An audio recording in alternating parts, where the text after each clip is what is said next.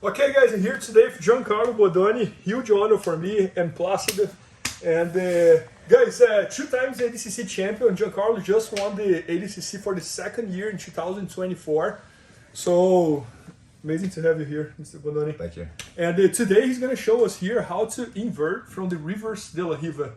And I think like Reverse De La Riva is a position a lot of people play no-gi. And inverting from there is not very easy, right? Yeah, I think for me, in my experience, it's a game that I like to play a lot. I played it a lot when I was training a lot in the gi, and then I felt that I was able to use it in no gi pretty effectively. One of the biggest things that I think people struggle with is kind of that inversion process, especially like I do a lot of teaching for new students, beginners, white belts, blue belts, and things like that, and they have a little bit of difficulty with that inversion. So I just wanted to go over a few things that I think could help people. Yeah.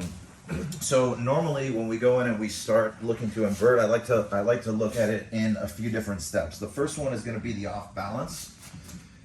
It's going to be really difficult for me, and I think especially at a beginner level, but just in general, one of the reasons why people struggle is because they don't generate a good off balance on their partner. Okay, so you want to do is you want to create an off balance where you get your partner's weight onto their far leg and their far arm. Okay, and you can do that I try to look at it in 4 different directions. Okay, the first direction would be actually the direction opposite of the inversion. So I'm looking to invert between his legs, but I could take him in the opposite direction to get a reaction out of him that brings him closer to me. And then when I go to off balance him a second time, I get a much bigger off balance out of that position. So normally we would go either to that opposite side, or like I did, I took Plácido over my right shoulder.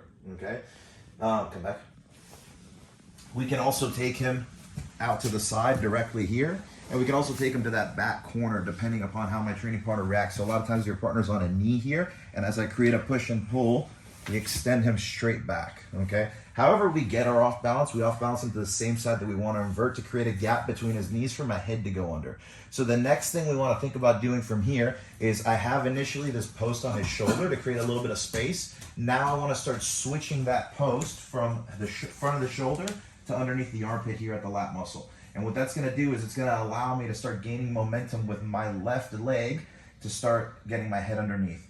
Now, one other issue that a lot of people have is that when they go to hit this inversion, you'll see, and this is not entirely wrong, but you can run into some problems with it, is yes, I want to gain a little bit of momentum with my left leg, but I don't want to create a huge pendulum here to where my partner can control my leg, potentially take my back from this position. I start running into all sorts of problems.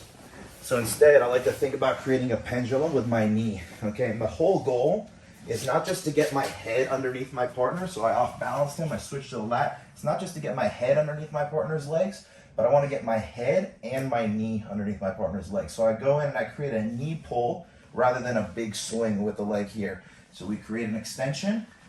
I use that foot on my partner's hip to help me pivot, and I pull my knee to my chest. And I'm going to start to get my head underneath. At this point here, what's going to allow me to finish this inversion is taking my hand from the lat to the hamstring.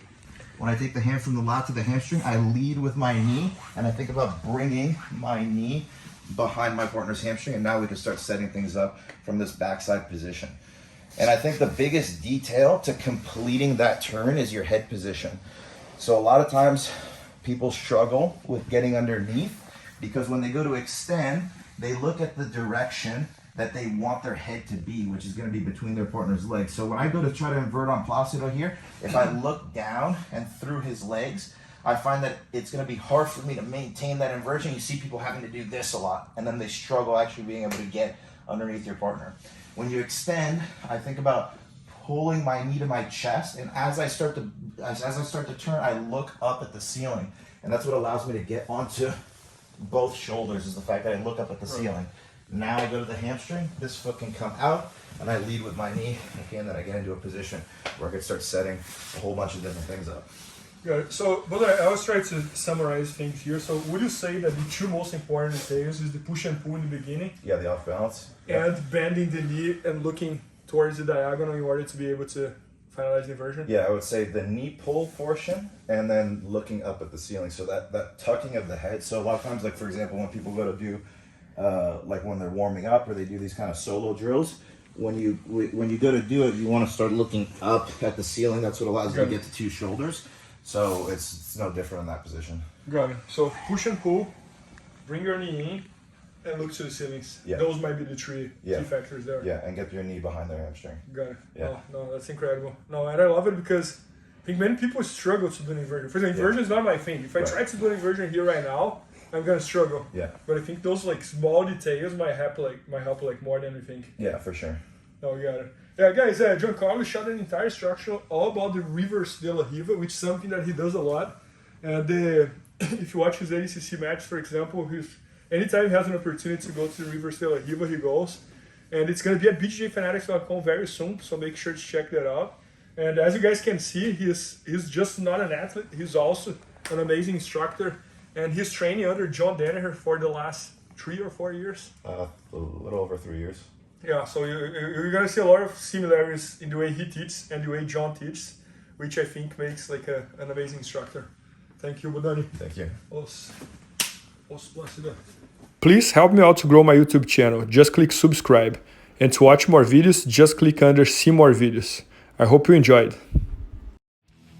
BJJFanatics.com. Use the promo code YouTubeFaria to get 10% off any instructional video. Improve your jiu-jitsu faster.